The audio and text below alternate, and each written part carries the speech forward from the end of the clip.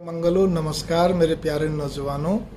मैं एक जो बात कहने जा रहा हूँ उसको केवल बहुत बारीकी से और गंभीरता से सुनकर और गहन चिंतन मन करना।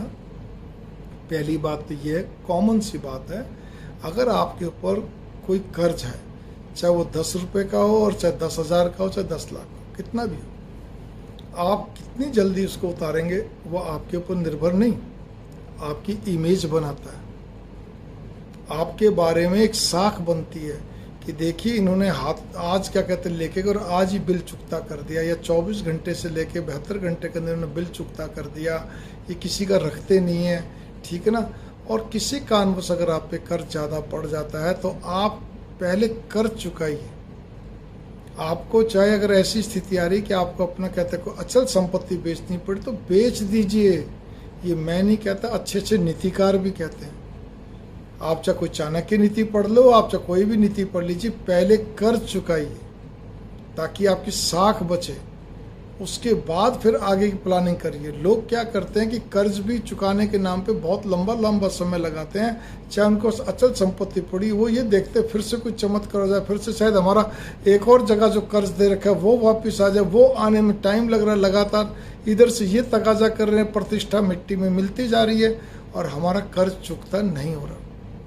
अल्टीमेटली ऐसी स्थिति आती है जब बहुत ज़्यादा हमारी प्रतिष्ठा धूमिल जाती है, तो हम हार के थक कर पीट कर फिर उस अचल संपत्ति को बेचते हैं। तो इससे अच्छा पहले ही थोड़ा कर लीजिए ना। ये आपके मैनेजमेंट के ऊपर है। एक सेकंड चीज़ क्या रहती है, कर्ज का एक और भी तरीका रहता है कि हम लोग क्या कहते हैं, जैसे एक एग्जाम उदाहरण के लिए कि एक मेरे पास अभी सज्जन आए थे, तो उन्होंने क्या बोला कि मेरी ज़मीन जो है पिछले साल इतने रुपए की थी। अच्छा मोटा अमाउंट बताया उन्होंने, अपना पूरा एक बहुत बड़ा बंगला था वो बेचना था, कोठी थी मतलब। तो बोले जी ये इतने की थी, अब मेरे को 1.25 साल से ऊपर होते जा रहे हैं, जो कि क्या कहते हैं रेट अभी तक जो मैंने लास्ट ईयर बोले थे उतने के उतने मिले, और मुझे क्या कहते हैं ये दूसरा काम करना है, मेरे पे कर्ज भी बहुत ज़्यादा, बल्कि ये शहर भी छोड़ना चाह रहा हूँ क्योंकि मेरी सेटिंग दूसरी जगह हो चुकी है बस, लेकिन पैसे के कारण से रुका हुआ काम। तो मैंने उनको एक ही चीज़ की कि देखो मैं ना तो वाणिज्य का छात्र हूँ, ना मैनेजमेंट का, ना कुछ नहीं, लेकिन मैंने मेरे पिता से एक ही चीज़ सीखी है, कर्ज तो जितनी जल्दी उतार देना चाहिए ताकि हम एक तरफ से नेफराम हो, मतलब हल्के हो, फारिग हो। दूसरी चीज़ ये किसी भी तरह से एनी हाउ, 2 चीज़ें उन्होंने हमेशा बताई।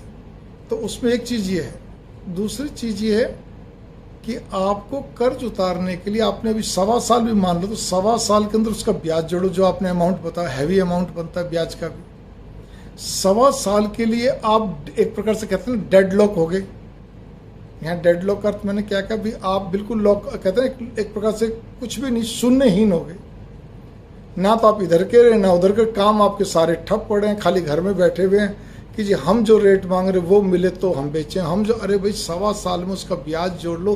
आपको अपने समय की कीमत नहीं दिखती कि 1.25 साल में अगर आप पहली बार में पहले शॉट में या 2-3 महीने के अंदर पिछले साल कर देते तो अब तक आप कम से कम ये 3 महीने के बाद भी, जब 3 महीने के अंदर कर देते शुरू के, तो कम से कम साल भर में अब तक आप वहाँ जमने की स्थिति में हो जाते दूसरी जगह पर। लेकिन ये ना आप समय को काउंट करें ना ब्याज को काउंट करें, बस अपनी नाक ऊँची करे बैठे हुए, जबकि आप पे कर्ज का बोझ बहुत ज़्यादा है।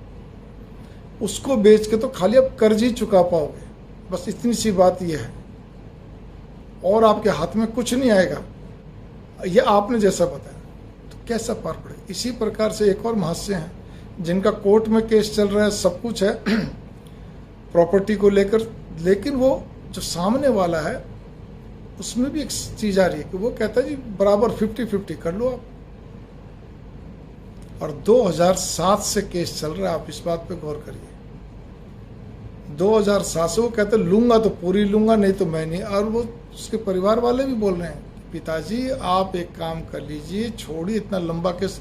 और वो भी क्या कहते हैं सुप्रीम कोर्ट में चल रहा है, ठीक है ना। इसमें पता नहीं आपकी उम्र भी चली जाएगी। 2007 से अब तक बूढ़े तो हो लिए, रिटायर भी हो लिए, बूढ़े भी हो लिए, सारे काम हो लिए।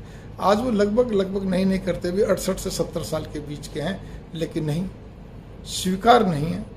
14, 15, 16 साल जो भी हो गया, आप देख लीजिए 7 से लेकर अब तक में कि नहीं। अरे भाई कितना समय आपने खराब कर दिया, इतने सालों के अंदर वकीलों को फीस कितनी दी आपने सुप्रीम कोर्ट में, सब कुछ है, ठीक है। आप कहते करोड़ों की संपत्ति है, ऐसे कैसे छोड़ जाओगे, ऐसे कैसे छोड़ सकते हैं भाई। जो रास्ता निकले वो आप कर लीजिए। अब दूसरा पॉइंट मेरे पिताजी हमेशा यही कहते थे कि भाई मुकदमा से जितना बचो उतना अच्छा है। ये पिताजी नहीं, शास्त्र बोलते हैं, ये नीतियाँ बोलती है, चाणक्य नीति बोलती है, जितना बचो उतना अच्छा है। थोड़ा एडजस्टमेंट करके आदमी को एडजस्टमेंट कर लेना चाहिए, अच्छी बात है, बढ़िया है, तो वही चीज़ ही आती है। लेकिन कई लोग नाक का सवाल बनाते हैं कि 14-15 साल में उस प्रॉपर्टी का ब्याज काउंट कर लो तो उतना ही हो जाता है जितना क्या कहते हैं आप डिमांड कर रहे हो, ठीक है ना। लेकिन नहीं, कई बार नाक का सवाल बन जाता है, प्रतिष्ठा का प्रश्न बनाते हैं, या सनक भी होती, इसको हम यही कह सकते हैं, चल रहा चल रहा चल रहा। इसी प्रकार से कई बार ये चीज़ें ना कई चीज़ों पर लागू होती हैं, वैसे तो बहुत सारी चीज़ों पे आपके क्या कहते हैं मतलब कई मैटर पर होती हैं। तो मैं ये नहीं कहना चाहता जो